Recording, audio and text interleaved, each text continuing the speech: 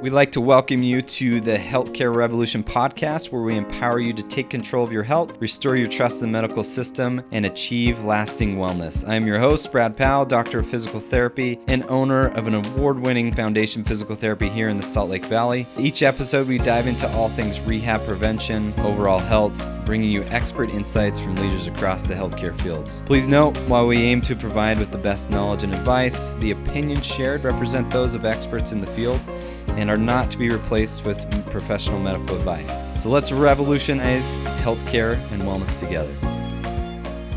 We are so excited to dive into this podcast today to talk about why nurses leave, and most importantly, how we keep them. So today I have with me Kiana Pizza, who is a pediatric nurse. She's been a nurse. Tell me how many years, Kiana? 7 years. Yes. She's got 3 kids now, and she just has some really valuable insight on advocating for yourself as a nurse, improving the nursing system, improving healthcare in general, and just brings a unique perspective as a mom and as just a strong advocate for both yourself and her colleagues. So I'm really excited to dive into this podcast. You know, our promise today is, as we hear these stories and hear these practical tips on how to improve the lives of these nurses, we want to improve these lives because nursing is so critical. And these are human beings that are giving and dedicating their lives to caring for other individuals. But I have some really alarming statistics that I want to share that we need to change. This is a huge aspect in healthcare that needs to change.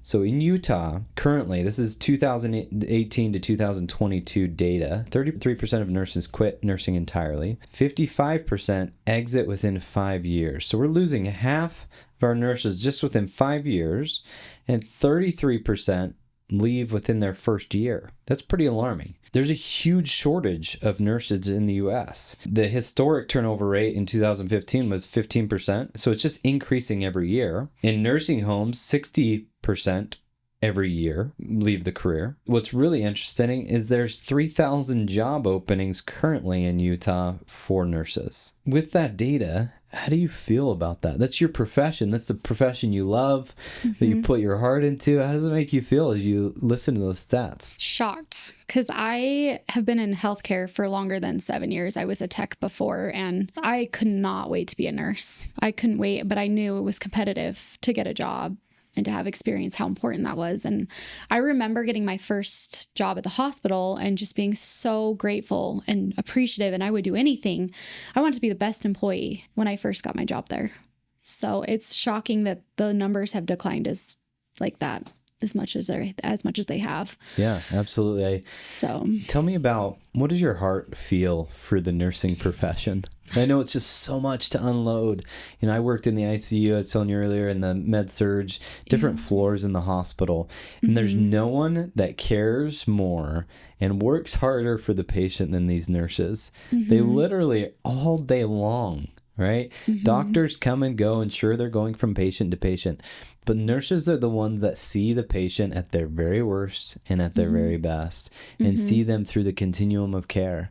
And all day long, they're listening to complaints, maybe compliments, maybe, right? Mostly complaints, right? Give me a Dr. Pepper, get me my urinal, right? Hitting the call light button 1,000,000 times, right? They're the ones in the thick of it, boots on the ground. So I have such a dear place in my heart for these nurses, and I just love them so much. I developed so many good nursing friends in the time that I worked in the hospital. But tell me, what does your heart feel for just the nursing population? it's sadness, honestly, that's what's going on, and almost confusion and what's happening. I know COVID didn't help the situation. I worked with pediatrics, which was a little bit different with COVID because it wasn't affecting them a ton, except the MISC, which was an inflammatory thing that we would see from COVID. But I did hear stories from friends that worked at adult hospitals and how hard it was, that I don't know if COVID's affected it, if it's the schooling, a combination. And I think it's throughout the whole US, right? I mean, not just Utah. I think it's affecting the whole US. I think a lot of it could be some unsafe working conditions in certain places, not advocating for yourself on the floor. I know a lot of nurses have a hard time with that. I would just love to hear about what's going on, like why, I have my perspective and what I've seen. So yeah, let's talk about your perspective. Let's dive into the things, and feel free to tell stories, like what are the things that are really difficult about the nursing profession? Well, first off, you work really long hours. So you're working 12-hour shifts, and that's really, really hard on your body. Well, I mean, when you're younger, it's a lot easier, right? And a lot of times you're doing nights, days. So you can flip-flop back and forth. And that causes your body a lot of stress, right? So I think that in itself is really hard. Being able to patient load is another thing. So most nurses are working 3 12-hour shifts. Yep. And then sometimes picking up shifts, right? Yeah. And during the winter season, you're required to pick up extra shifts. They, at least at the hospital I was at, you had to, because you have so many sick patients, they need the staff. So you're working extra shifts on top of your normal shifts, and they're 12 hours. And sometimes they go a little longer because with report, and sometimes you have a really bad day and you have to chart and all the things so that everything's recorded, that you're not out of there till later. Yeah. How often have you gone through a 12-hour shift and then there's something that just comes up at the end of your shift that you have to stay a couple hours for? All the time. I remember like my you're husband exhausted, and like the last time. hour of your shift, it's like really slow, and then all of a sudden, Yeah. the last 10 minutes of your shift, something drastic happens, and it happens more often than not, right? Yeah, especially if it's like an emergency. You're not just gonna be like, oh, my shift's over, I'm out of here. Like, Gotta go no, on lunch. no, your patient will always come first. So all the time. Yeah. Yeah. And nurses have a tendency. I mean, if you go into the nursing profession, you're doing it because you love and you care for people, right? So you're not just going to have a heart to be like, see ya. You're going to want to make sure your patient's taken care of. Yeah, and the before you whole leave. idea is when you make the transition with your next nurse, that your patient is currently stable and that you have made a good transition to the next nurse. Yep. Right? So if they're not stable and there's a bunch of hustle and bustle, it's not like you can just be like, you good? I'm out. Yep. Like, I'm the end of my shift, right?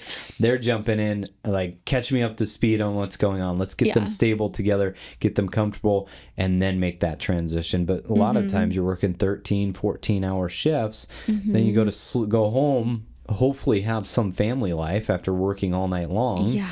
And maybe sleep a couple hours and then shift again, right? Yeah, it's rough. What I've seen this happen for years, and I've had nurses as patients, and my heart really ached for them because I was a outpatient orthopedic physical therapist in the hospital, and a lot of my nursing friends I knew had pain, different things, knee pain, back pain, neck pain, all the above, right?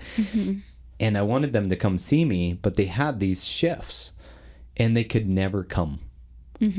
So I ended up seeing people at 4:30 in the morning before their shift. Wow. So that way I could help these nurses. And I ended up having a huge patient load of nurses that would come see me at 4:30. I literally had the key to the clinic, and I'd go, let ourselves in and we'd work together. But yeah, I had to see them way early in the morning for them to take care of themselves. But what do you think? I don't know if there's a solution to this, but what do you think should happen? This is a huge toll on these nurses.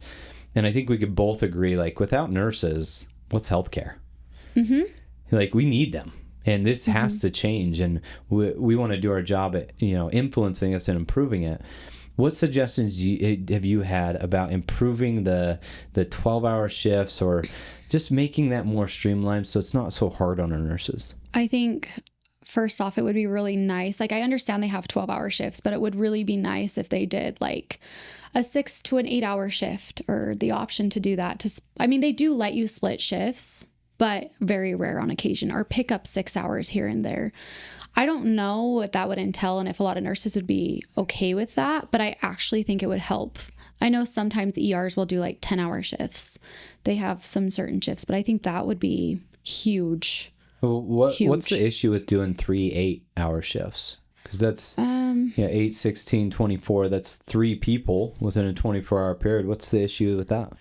I think maybe they think because of based on like when meds are given, maybe it could be that, or it could be the fact that there's full-time employees and maybe employees don't want to work 4 days a week instead of 3 days a week. Personally, I would prefer working 4 days a week.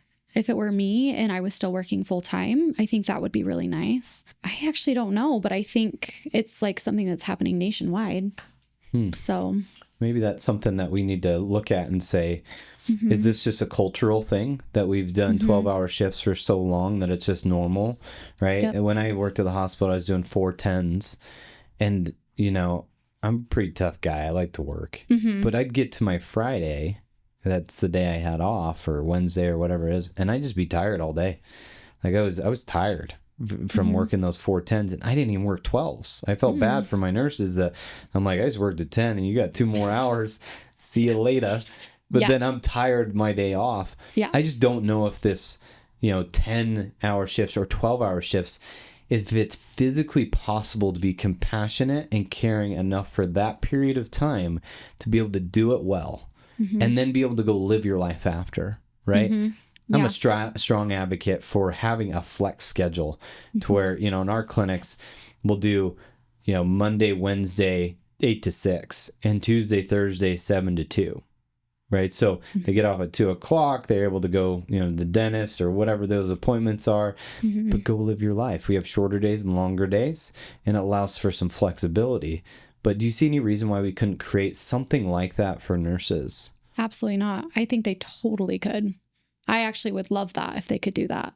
I think it would improve mental health. It would improve patient safety. It would improve everything about nursing if they were allowing you to do 8-hour shifts 4 to 5 times a week. Yeah, you think about the mental fatigue that happens when you're caregiving for that long, and the level of mistakes that you could make if you give a wrong med at the wrong time.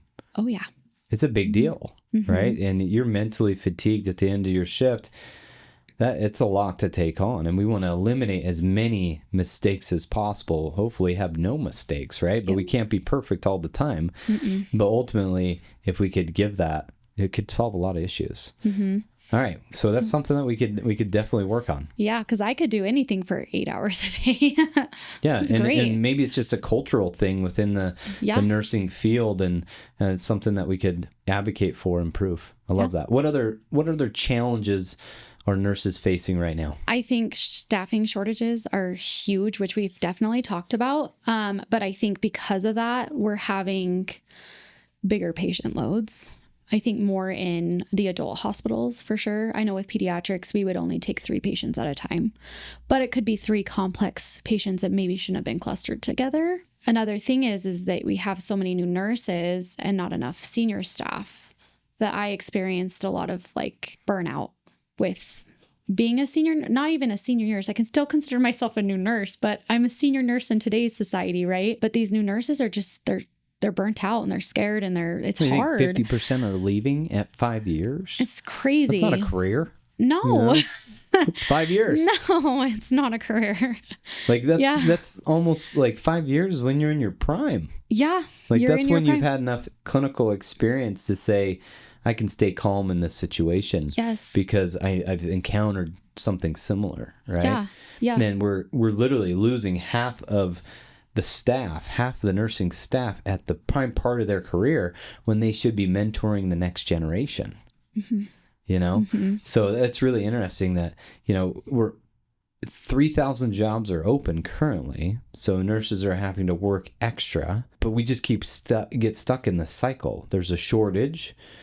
Therefore, we're working people harder. Therefore, we're losing more nurses. How do we break that cycle?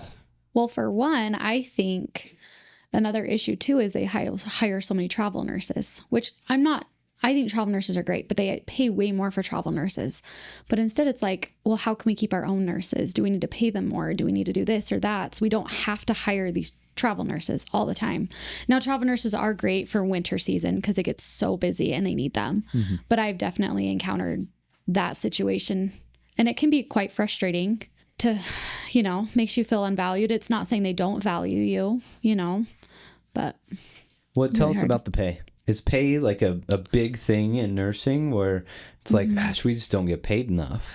I think and I'm talking what your education is to what you actually get paid. Are you guys getting paid enough to be able to pay for your education?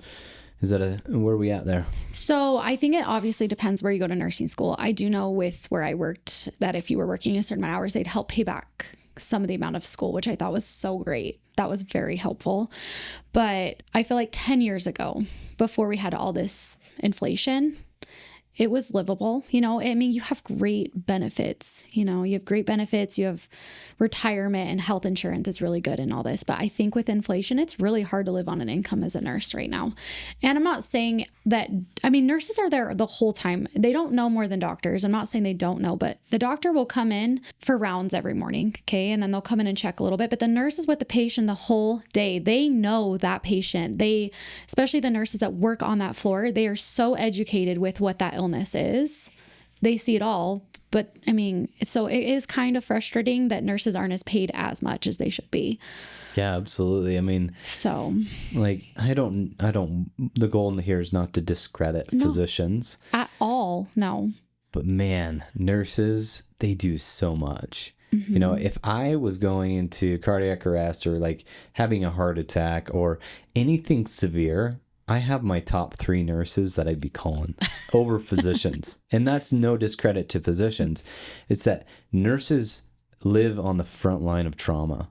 They're typically the first person to the trauma. They're typically the first one assessing, right?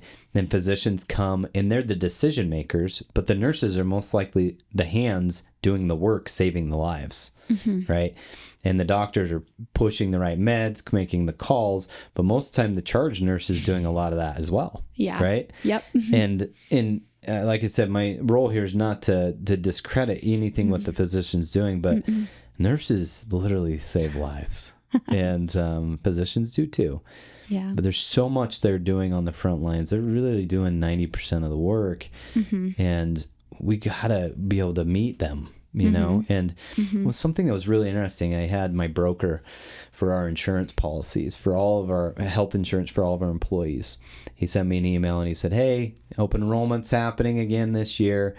He said, "Hey, I have some good news and some not so good news. I know last year you were really frustrated because premiums went up 10%. He said, "Unfortunately, it's gone up 14% this year."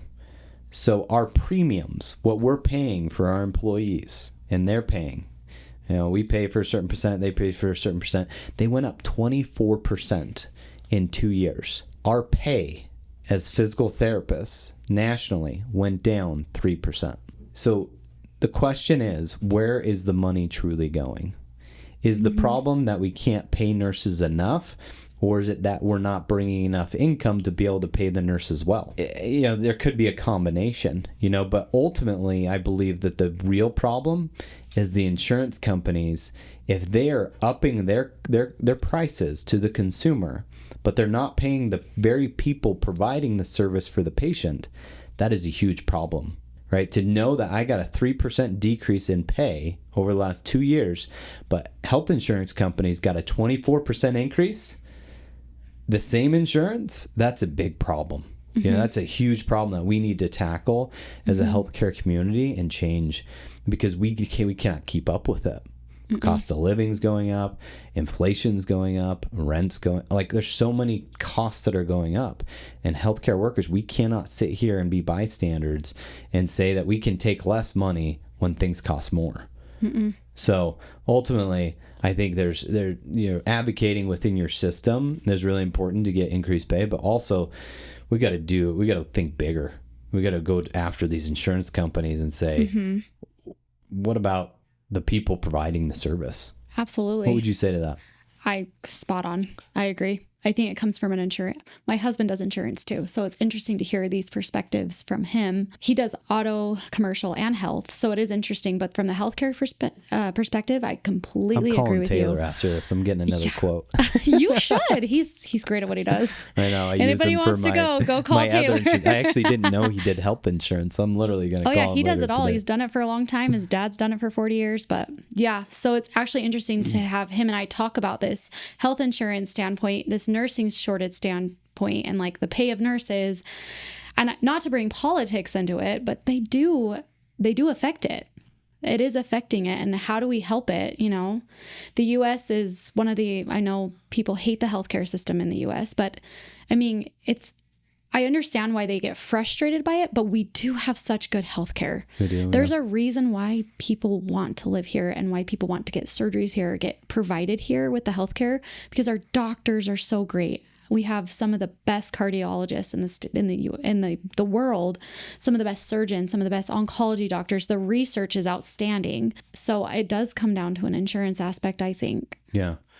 And I don't know what the answer is there. Ultimately, we all got to give our 2 cents to insurance companies. The thing I've noticed about insurance companies is there's an algorithm that they use for complaints. So they literally track every complaint. So the more complaints they get about the same thing, they listen. Yeah. If consumers are consistently reporting that premiums are too high, if they're leaving, there's going to be a change, right? There has to be, right? Or they'll lose all their consumers, right? Yep. But what they do is these insurance companies communicate together and say, what problems are you having? What problems are we having? Let's make the same decision at the same time. So that way the consumers have to choose us both. And we need to do our part on the other end to say the same thing, right? I've seen a lot of people now just opt for no insurance, right? I mean, between my premiums and what I paid for our baby 2 years ago was like $25,000, right? I just met someone that paid $4,000 cash for their baby. Can you believe that? Like, this is highway robbery, right? Yeah. And the reason we have insurance is protect against a rainy day and if anything catastrophic happens, you know what I mean? But ultimately, I think we're really getting the short end of the stick with these insurance companies, and they're raising the rates so high that I don't know if a lot of us can afford them. No, it's really sad. But hopefully we can make some improvements there. So we talked about, schedules. We talked about pay. Tell me about other obstacles. I really want to talk about the obstacles that nurses create for themselves. Oh, yes. How about I can't go to the bathroom, or I can't. I mean, when I was breastfeeding, I can't pump. I always advocate for myself. I always use the bathroom. You're really good at advocating. But a lot of nurses You're like, don't. no, I'm going. Or I didn't get lunch today because I was just too busy. Which, yes, there are days if you have a very critical patient or something that can happen. It should not consistently happen every shift. It's so important that you take your lunch, and it's so important you take care of yourself, because how are you going to take care of yourself or take care of other people if you can't take care of yourself? That's where errors happen. That's where burnout happens, so that's and that huge compassion problem. fatigue. I mean, ultimately, burnout is compassion fatigue, right? You get to the point where you just don't care anymore. It's like, I don't really care to help people anymore because I've been neglected myself. And you tell that message to yourself enough over 5 years, and that's how you lose 50% of the profession, is because these mentors, the people that have been in it for 5 years, the ones that stay, are teaching the next generation that it's normal not to go pee during your shift. Right? You don't need to go to the bathroom. Well, you shouldn't have to because you're taking care of the patient, right? But as a pelvic floor therapist, I'm thinking like 6 to 8 times a day going to the bathroom is normal. How many times do nurses go to the bathroom in a 12-hour shift? Sometimes I've had nurses that haven't gone once. Have I said that I'm not guilty of that in the past? Absolutely. Over the years of me doing nursing, the more I've learned to advocate for myself, because like you, I've been heard that you've heard that I was also told, sometimes you just don't have time to go to the bathroom. Sometimes you don't have time to eat. You just figure it out. But I mean, you make it work. You have to. Yeah. You absolutely.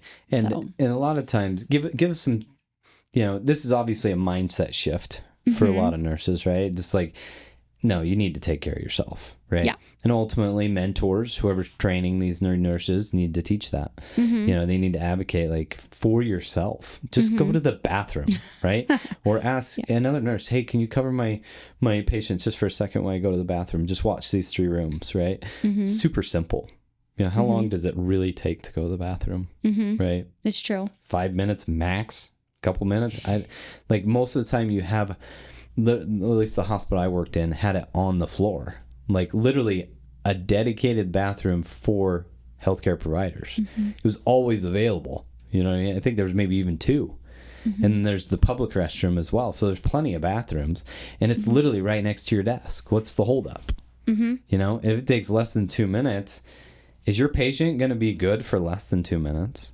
You're 4 patients, 5 patients. Like, I'm sure any patient, if you said, I'll be back in 2 minutes, I just need to run to the restroom, who would not be okay with that? It's true.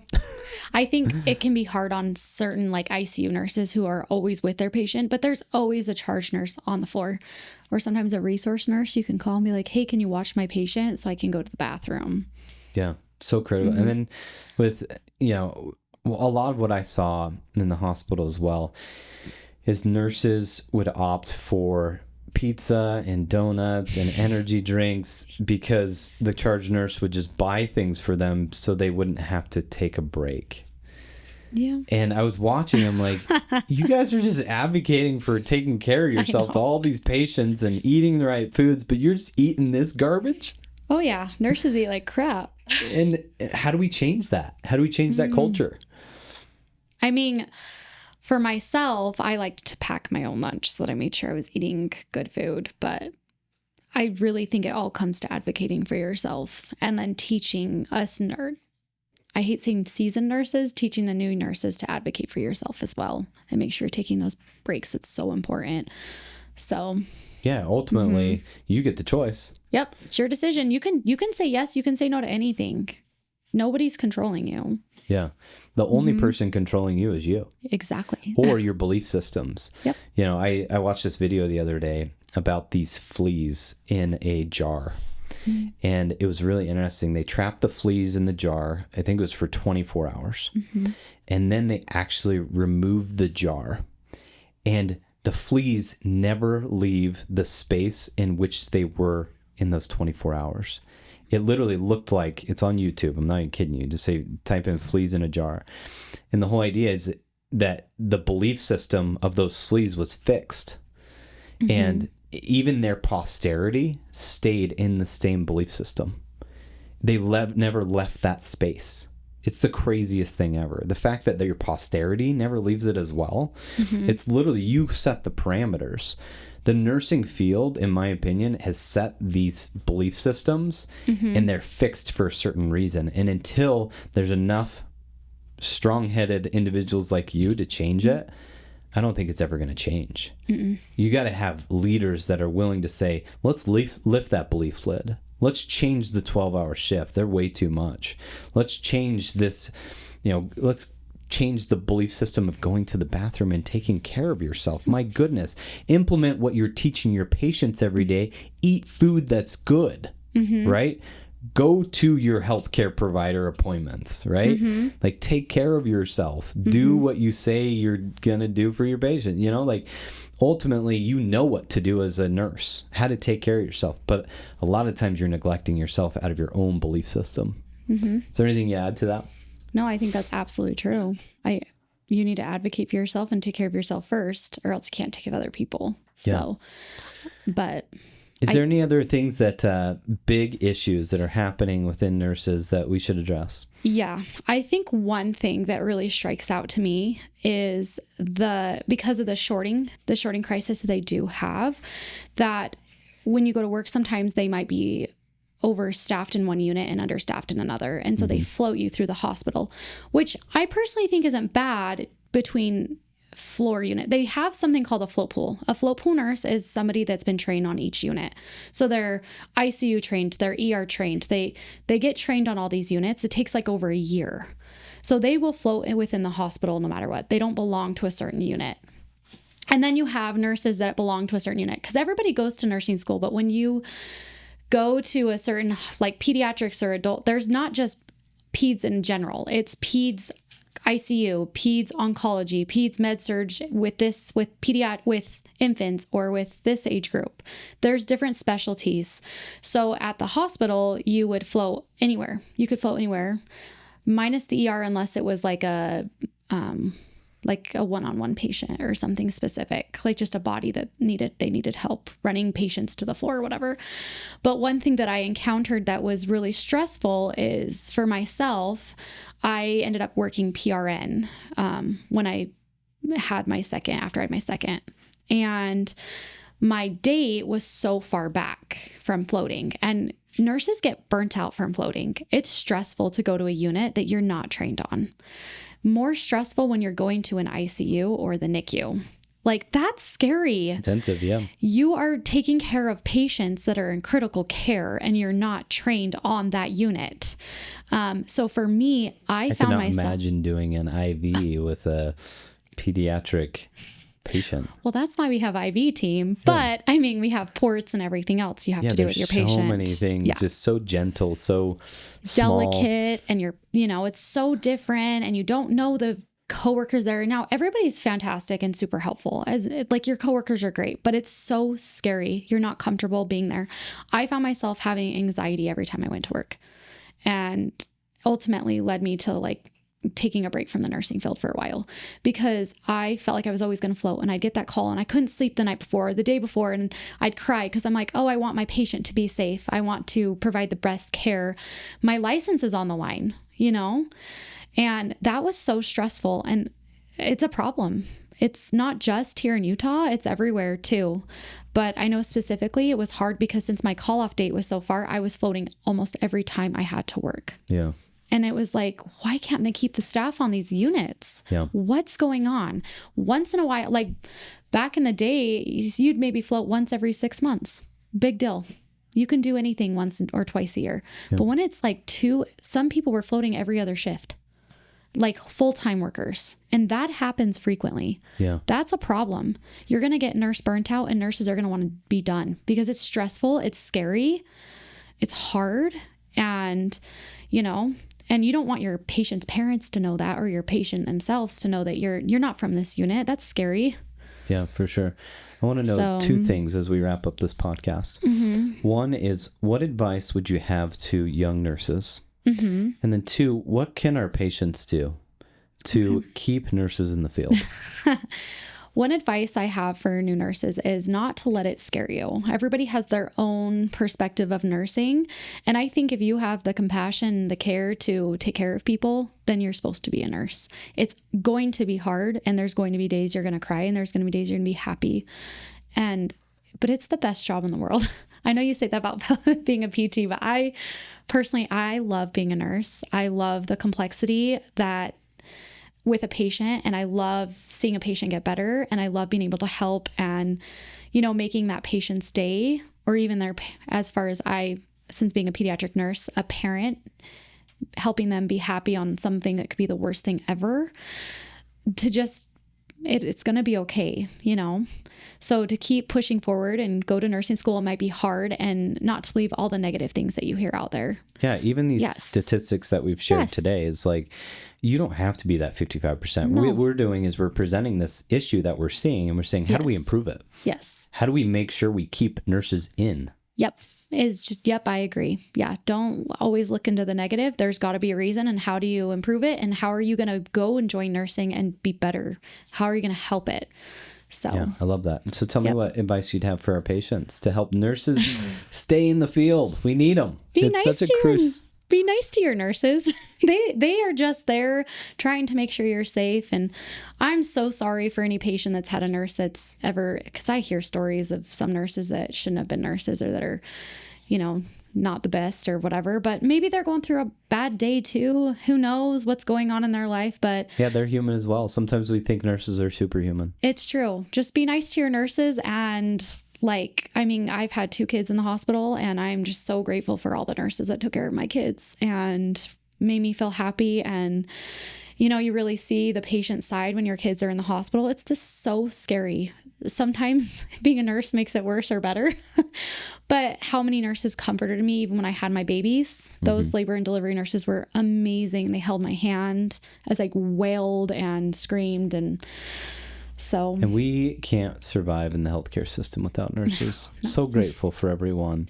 So grateful for you and the heart that you give to the profession. Literally, our healthcare system would not work without nurses. Yep. And this is something that we want to solve, and we want to improve. And we hope that every nurse, you advocate for yourself, you take breaks, you take the things that you need, so that way you can be the best version for these patients, because these patients, they need you. And your profession's not going away, and we need to improve it. And the only way you improve it is if we talk about it and we consistently work on it as a team. So thank you so much for bringing your insight and your perspective and what you do for our healthcare field. Of course. Appreciate you being on the podcast today. Yeah, thank you.